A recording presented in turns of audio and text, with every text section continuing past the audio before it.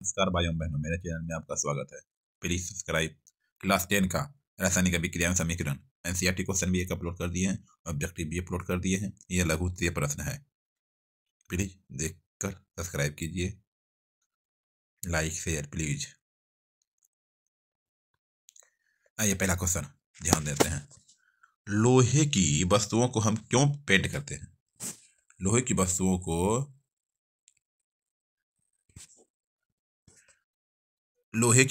हम क्यों पेंट करते हैं? लोहा की जो वस्तुओं को हम क्यों पेंट करते हैं, बताइए। देखिए उत्तर में क्या लिखा।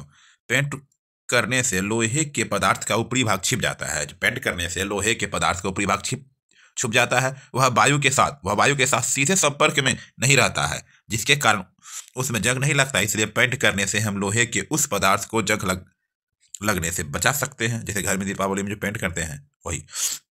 ठीक है, लोहे की वस्तुओं को हम क्यों पेंट करते हैं? पेंट करने से लोहे के पदार्थ का ऊपरी भाग छुप जाता है, वह वायु के साथ सीधे संपर्क में नहीं आता है, जिसके कारण उसमें जंग नहीं लगता है। इसलिए पेंट करने से हम लोहे के उस पदार्थ को जंग लगने से बचा सकते हैं। 2 नंबर में क्वेश्चन। तेल एवं वसायुक्त खाद्य पदार्थों को नाइट्रोजन से प्रभावित क्यों किया जाता है? तेल एवं वसायुक्त खाद्य पदार्थों को नाइट्रोजन से प्रभावित क्यों किया जाता है, बताइए उत्तर। तेल एवं वसायुक्त खाद्य पदार्थों को वायुरोधी बर्तनों में रखने से उपचयन की गति धीमी हो जाती है। तेल एवं वसायुक्त पदार्थ को नाइट्रोजन से भी इसलिए युक्त किया जाता है ताकि उसमें उपचयन न हो सके। तेल एवं वसायुक्त खाद्य पदार्थों को नाइट्रोजन से प्रभावित क्यों किया जाता है? तेल एवं वसायुक्त खाद्य पदार्थों को वायुरोधी बर्तनों में रखने से उपचयन की गति धीमी हो जाती है। तेल तथा वसायुक्त पदार्थ को नाइट्रोजन से भी इसलिए युक्त किया जाता है ताकि उसमें उपचयन न हो सके। आइए 3 नंबर क्वेश्चन।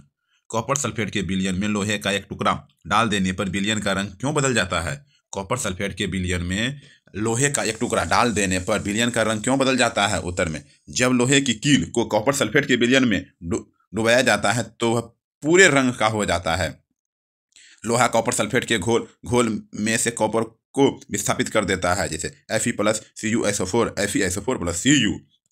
कॉपर सल्फेट के विलयन में लोहे का एक टुकड़ा डाल देने पर विलयन का रंग क्यों बदल जाता है? जब लोहे की कील को कॉपर सल्फेट के विलयन में डुबाया जाता है तो पूरा रंग का हो जाता है। कि कोई चीज में डुबाता पूरा रंग का हो जाता है। लोहा कॉपर सल्फेट के घोल में से कॉपर को विस्थापित कर देता है। आइए, उत्प्रेरक से आप क्या समझते हैं? उत्प्रेरक से आप क्या समझते हैं? वैसे पदार्थ जो स्वयं रासायनिक प्रतिक्रिया में भाग नहीं लेते हैं, लेकिन प्रतिक्रिया के वेग को बढ़ाते हैं। लेकिन क्या करते हैं? प्रतिक्रिया के वेग को बढ़ाते हैं या घटाते हैं, उसे उत्प्रेरक कहते हैं। जैसे Fe उत्प्रेरक की उपस्थिति में बेंजीन के हाइड्रोजन परमाणु का क्लोरीन परमाणु द्वारा प्रतिस्थापित CuH6 प्लस Cl2 बराबर C6H5Cl plus HCl benzene plus chlorine बनता है क्लोरोबेंजीन प्लस हाइड्रोक्लोराइड। बोला उत्प्रेरक से आप क्या समझते हैं? वैसे पदार्थ जो स्वयं रासायनिक प्रतिक्रिया में भाग नहीं लेते हैं लेकिन प्रतिक्रिया के वेग को बढ़ाते हैं या घटाते हैं, उसे उत्प्रेरक कहते हैं। जैसे Fe उत्प्रेरक की उपस्थिति में बेंजीन के हाइड्रोजन परमाणु का क्लोरीन परमाणु द्वारा प्रतिस्थापन।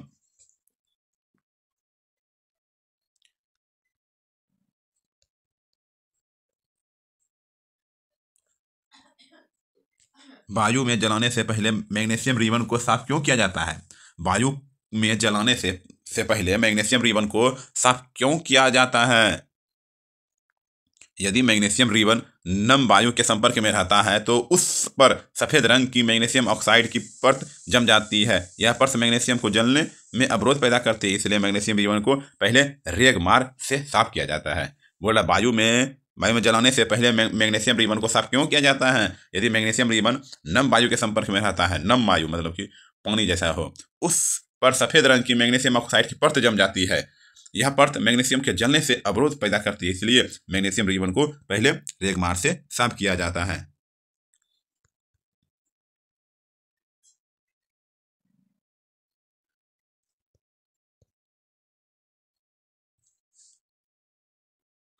आइए, प्रतिस्थापन अभिक्रिया क्या है? उदाहरण दे। प्रतिस्थापन अभिक्रिया क्या है? उत्स्थापन दे। वह रासायनिक अभिक्रिया जिसमें अधिक अभिक्रियाशील धातु अपने से कम क्रियाशील धातु को यौगिक के विलयन या गलित अवस्था से विस्थापित कर देती है, उसे प्रतिस्थापन अभिक्रिया कहते हैं। प्रतिस्थापन अभिक्रिया किसे कहते हैं? क्या है? उदाहरण दें। ठीक है, परिभाषा दें। वह रासायनिक अभिक्रिया जिसमें अधिक अभिक्रियाशील धातु वह रासायनिक अभिक्रिया जिसमें अधिक अभिक्रियाशील धातु अपने से कम अभिक्रियाशील धातु को यौगिक के विलयन या गलित अवस्था से विस्थापित कर देती है, उसे प्रतिस्थापन अभिक्रिया कहते हैं। Fe + CuSO4 बराबर FeSO4 + Cu। इस रासायनिक अभिक्रिया में Fe जो कि अधिक अभिक्रियाशील है, Fe क्या है, अधिक अभिक्रियाशील है, Cu की अपेक्षा उसे विस्थापित कर उसके स्थान पर स्वयं को प्रतिस्थापित कर दिया। आइए वियोजन अभिक्रिया से आप क्या समझते हैं? वियोजन अभिक्रिया से आप क्या समझते हैं? वियोजन अभिक्रिया जब एक बड़ा यौगिक टूटकर दो या दो से अधिक यौगिकों में परिणत हो जाता है तो वैसी अभिक्रिया वियोजन अभिक्रिया कहलाती है। वियोजन अभिक्रिया किसे कहते हैं? वियोजन अभिक्रिया जब एक बड़ा यौगिक टूटकर, बड़ा यौगिक टूटेगा दो या दो से अधिक यौगिकों में परिणत हो जाता है, वैसी अभिक्रिया को वियोजन अभिक्रिया कहते हैं। जैसे एग्जाम्पल K2KClO3 2KCl + 3CO2।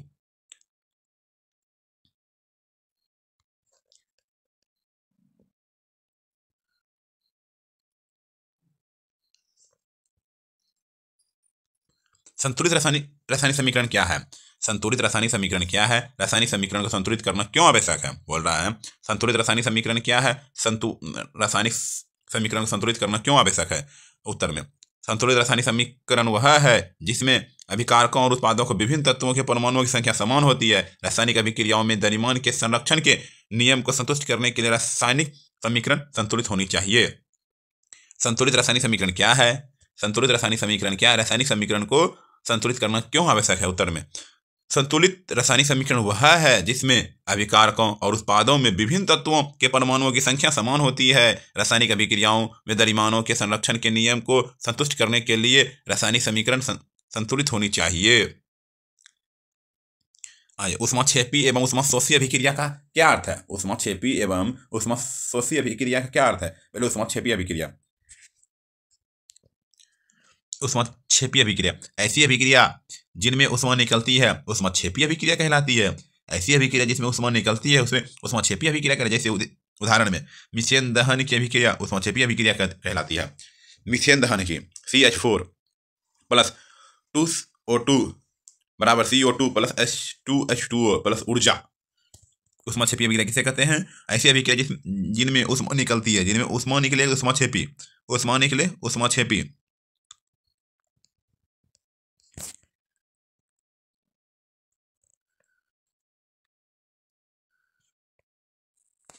और ऊष्माशोषी अभिक्रिया किसे कहते हैं? ऐसी अभिक्रिया जिनमें ऊष्मा अवशोषित हो, जिसमें निकले ऊष्माक्षेपी और ऊष्माशोषी। ऊष्मा अवशोषित अपने तरफ रखे, निकाल दे, ऊष्माक्षेपी छेप दिए, ऊष्माशोषी शोषित किए। ऐसी अभिक्रिया को जिनमें ऊष्मा अवशोषित हो ऊष्माक्षेपी अभिक्रिया कहते हैं। जैसे बेरियम डाइऑक्साइड तथा अमोनियम थायासाइनेट की अभिक्रिया ऊष्माशोषी अभिक्रिया है। Ba+ समीकरण देख लीजिए।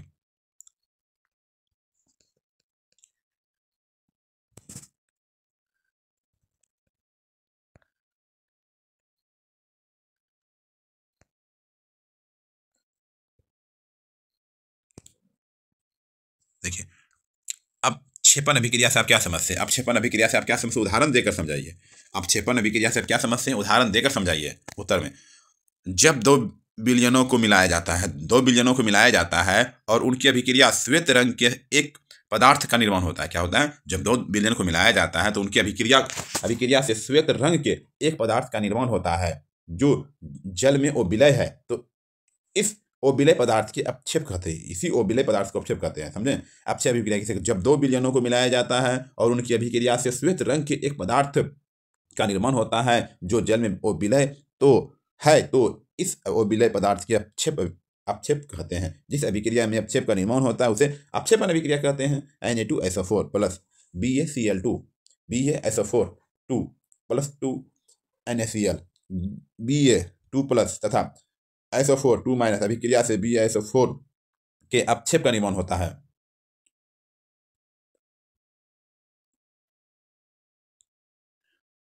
श्वसन को ऊष्माक्षेपी अभिक्रिया क्यों कहते हैं? श्वसन को जो है ऊष्माक्षेपी अभिक्रिया क्यों कहते हैं? वर्णन दीजिए। हमें जीवित रहने के लिए ऊर्जा चाहिए। हमें जीवित रहने के लिए क्या चाहिए? ऊर्जा चाहिए। यह ऊर्जा हमें भोजन से मिलती है। ऊर्जा कहाँ से मिलती है? भोजन से मिलती है, जिसे हम खाते हैं।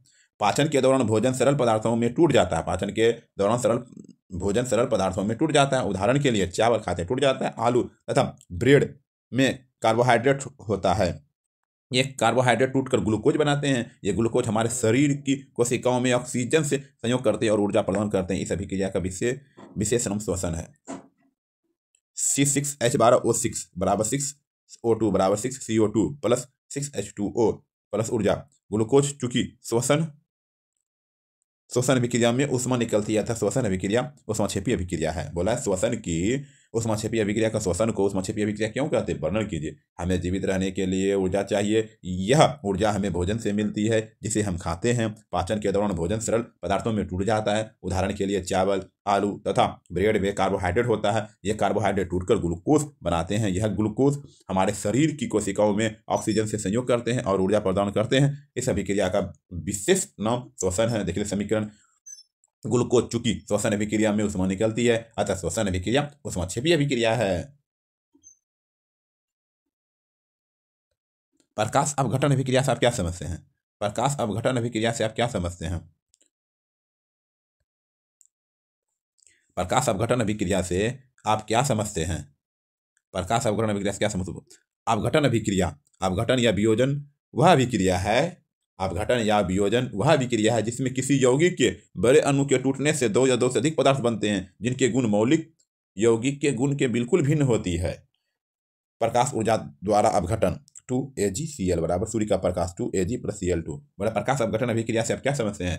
प्रकाश अपघटन अभिक्रिया वह अभिक्रिया है, वियोजन है। अपघटन या अभिक्रिया या वियोजन वह अभिक्रिया है जिसमें किसी यौगिक के बड़े अणु के टुकड़े टूटने से दो या दो से अधिक पदार्थ बनाते हैं जिनके गुण मूल यौगिक के गुण के बिल्कुल भिन्न होती है। वियोजन अभिक्रिया का संयोजन अभिक्रिया के विपरीत क्यों कहा जाता है? वियोजन अभिक्रिया को संयोजन अभिक्रिया के विपरीत क्यों कहा जाता है? वे अभिक्रिया जिनमें दो या अधिक पदार्थ संयुक्त होकर केवल एक पदार्थ बनाते हैं संयोजन अभिक्रिया कहलाते हैं। संयोजन अभिक्रिया, देखिए वियोजन अभिक्रिया को संयोजन अभिक्रिया के विपरीत क्यों कहा जाता है, देखते हैं। वे अभिक्रिया जिनमें दो या अधिक पदार्थ संयुक्त होकर केवल एक पदार्थ बनाते हैं संयोजन अभिक्रिया कहलाती है। तथा वे अभिक्रिया जिनमें यौगिक अधिक सरल पदार्थ में टूटता है वियोजन अभिक्रिया कहलाती है। अतः वियोजन अभिक्रिया संयोजन अभिक्रिया के बिल्कुल विपरीत है।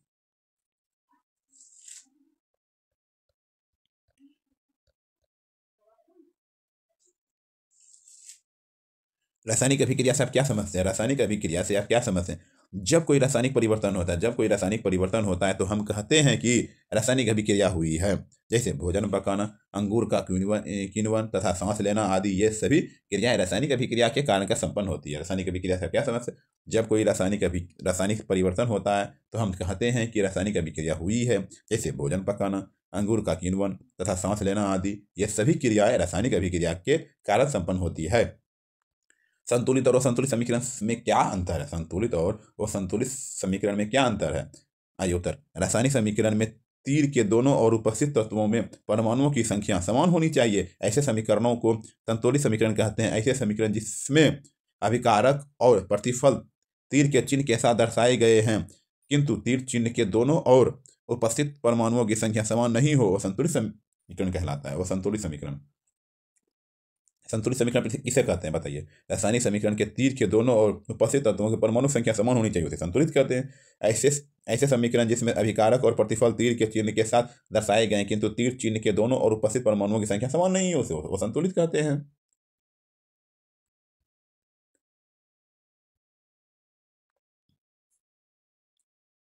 क्या श्वसन एक ऊष्माक्षेपीय अभिक्रिया है? क्या एक श्वसन ऊष्माक्षेपीय अभिक्रिया? इसे स्पष्ट कीजिए। क्या श्वसन एक ऊष्माक्षेपीय अभिक्रिया है? सभी वस्तुओं को जीवित रहने के लिए ऊर्जा की आवश्यकता होती है। यह ऊर्जा हमें भोजन से प्राप्त होती है। पाचन क्रिया के समय खाद्य पदार्थ छोटे छोटे टुकड़ों में टूट जाते हैं। जैसे चावल, आलू, ब्रेड में कार्बोहाइड्रेट होता है। इस कार्बोहाइड्रेट के टूटने से ग्लूकोज प्राप्त होता है। ग्लूकोज हमारे शरीर की कोशिकाओं में उपस्थित ऑक्सीजन से मिलकर हमें ऊर्जा प्रदान करता है। इस अभिक्रिया का विशेष नाम श्वसन है। अतः श्वसन भी एक ऊष्माक्षेपीय अभिक्रिया है।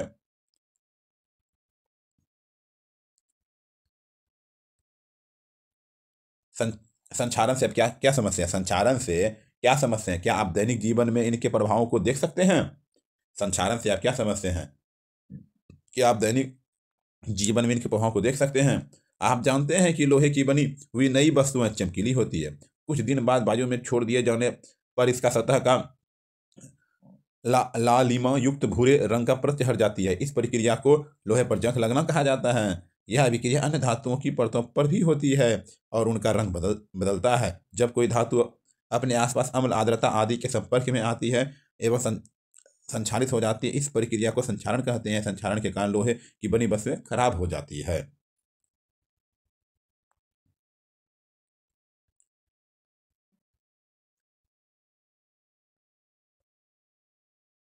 बुझे हुए चूने के विलयन का उपयोग दीवारों दीवारों की सफेदी करने में क्यों किया जाता है? बुझे हुए चूने के विलयन को का उपयोग दीवारों की सफेदी करने में क्यों किया जाता है?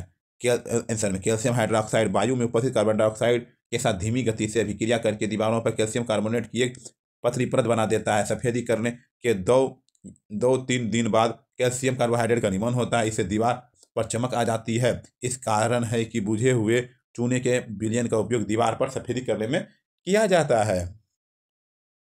बुझे हुए चूने के विलयन का उपयोग दीवारों की सफेदी करने में क्यों किया जाता है? कैल्शियम हाइड्रोक्साइड वायु में उपस्थित कार्बन डाइऑक्साइड के साथ धीमी गति से अभिक्रिया करके दीवारों पर कैल्शियम कार्बोनेट की एक पतली परत बना देता है। सफेदी करने के 2-3 दिन बाद कैल्शियम कार्बोनेट का निर्माण होता है और इससे दीवार पर चमक आ जाती है।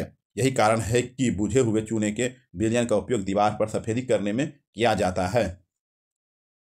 Thank you. Please subscribe.